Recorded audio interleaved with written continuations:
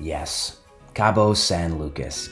Now, I have been a bit naughty, but in my defense, it wasn't my idea. See, we're not staying at an Airbnb. We're staying at a hotel called the Rio, and while grabbing my morning coffee and people watching, I saw all the staff working on pretty much every little detail of the building, and it hit me. We are all, hosts around the world, are making a huge mistake. If we're competing against hotels, we need to fix something real fast. It's costing us a lot of opportunity. So let's talk about the difference between being a long-term landlord and a short-term renter. This is where the mistake comes from. Now, long-term landlords typically buy their properties. I do not know any landlords that arbitrage, like long-term. I had one 10-month-long tenant that's the longest we've ever had on Airbnb. We've had ones off books for like 14 months. We actually have one going on 2 years now. We'll talk about those in a future video. But that's not really the name of the game for us. And so what happens is the landlord will buy their property. They'll put a down payment, like $40,000, $50,000. Then they do renovations. They'll replace the carpet, or they'll make the floor hardwood. They'll paint the walls, change out the ceiling fans or other fixtures. They'll change out the cabinets and appliances.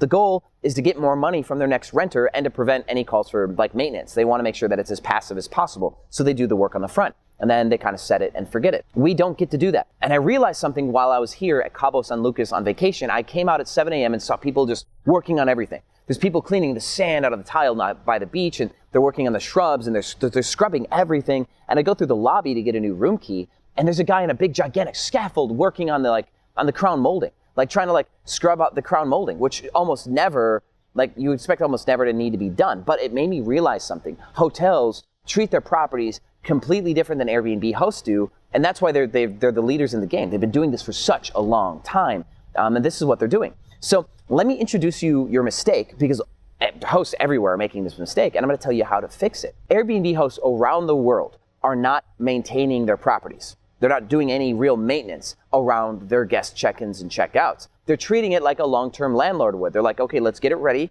and then let's just clean it and do the basics all the way through the life of the property. And unfortunately, hosts aren't planning to have to do big projects 3 months or 6 months in. So as you host, this may not affect you the first couple months because your place is good when you start, but it'll slowly start to get worse and worse and worse. There's going to be areas of your property that get worse, and you're going to get bad reviews, and then you're going to lose like your 5-star ratings, and you're going to start losing bookings. It will cost you more money long-term to not maintain your property. Let me introduce you to something that we call our deep cleaning schedule. It is not only housekeeping, so let's say that it wouldn't be all-encompassing because there's other maintenance that's non-cleaning related, but it still has to get done. What we do in our deep cleaning schedule, there's 4 layers to this. Layer 1 is we do a weekly check. The weekly check is stuff that housekeepers should be doing anyway, but we need to manage them, right? We say in previous videos, continue to inspect what you expect, all right? If you don't do that, then your housekeepers are going to get away with stuff that they should not be doing, and it's going to cost you money long term. For example, weekly checks like baseboards. You should be cleaning the baseboards, and if housekeepers aren't doing it every week, you check to make sure baseboards are clean. The corners could have cobwebs building up. The inside and outside of windows for walk-in, walk-out doors, like balconies and swinging glass doors and stuff like that should be checked on. You should be checking inside of your appliances like stoves and microwaves. That's stuff that should be done weekly. So if your staff isn't doing it, then you need to make sure that your leads are taking care of it. So we've hired somebody called a housekeeping lead to do these checks. We do a deeper version of this every 2 weeks, but we start looking at things like the inside of the stove, is that being maintained? We're looking at the quality of the appliances to make sure that they're all working. Working well. We have our housekeepers check every day to make sure things technically work, but if they're starting to degrade and it's a problem to work the stove, we want to know. Monthly, we're looking at the carpets and the walls. See, when people walk in with luggage, they'll be scuffing the walls. And so your walls will start to decay much, much faster than a single family home. It's probably one of the fastest degrading parts of a home if you're in short term as opposed to long term, because people are dragging luggage in and out and up the stairs, and scuffs happen all the time. One tip, if you want to prevent this, you coat the walls with a non-matte or non-flat white. So you could do an eggshell white, so that way they're much easier to maintain. Because certain flat whites, you can't even clean them, right? And so you have to constantly be repainting. So to prevent repainting, choose your paint wisely. But carpets as well, people are tracking in and out. So you should be looking to have them professionally cleaned every month. Maybe you're lucky and you don't have to do it every single month, but you should be looking for it every month. Now, fun fact, when I was 16, I used to professionally clean carpets myself, and I'm also mold and water certified. So there's a lot of this weird stuff that I can do that other landlords can't. So I'm looking to hire people now that we're at scale. We have 100 doors. So we're going to buy our own disc scrubbers and our own detergent canisters and our own like water wands to pull the soil and water out of the carpets. We're going to be doing this ourselves eventually to save money on this part of it, because this is something that you have to do. You have to spend money on it, or like I said, people are going to come in and say the place is grungy. Even though your housekeeper's cleaned, everything is slowly getting worse and worse quality, and they'll say that it's dirty.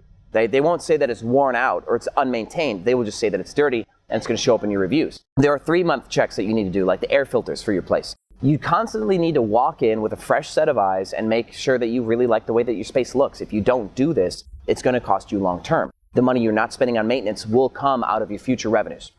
Guaranteed.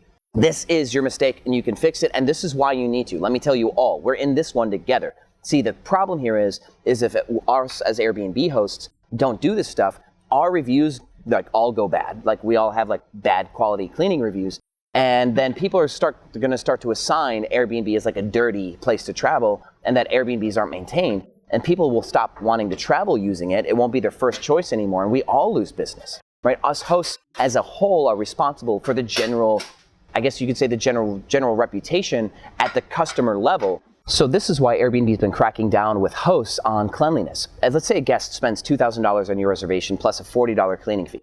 They find a hair in a cupboard or anything like that, just one small issue that you don't fix right away, that guest will get 50% of all the nights affected refunded and their cleaning fee back. So you could lose $1,000 plus $40 over a hair in a cupboard. It's wild. And we've had to battle with Airbnb on stuff like this, and it's extremely unfair. And if you hosts have stories to share, I suggest you leave them in the comments, because other people need to know that this is becoming a big deal. But in 2020, Airbnb is cracking down on cleanliness. And a lot of times, it won't be the stuff that you can just arbitrarily do quickly. It's going to be stuff that should be in your deep cleaning schedule. So implement a version of a deep cleaning calendar, right? You've got weekly checks, bi-weekly, monthly, 3-month, and make sure that you follow this and prevent yourself from like long-term losses. I wish you all the best. I hope you guys like have a blast hosting. All of you newbies, implement this before it's too late. A lot of you hosts that have been doing like this a while, I know this is going to be trouble, and it's going to cost money to get everything back to like regular, but trust me, it's necessary. I want you guys to be successful. So thanks for watching Airbnb Automated, and I'll see you on the other side.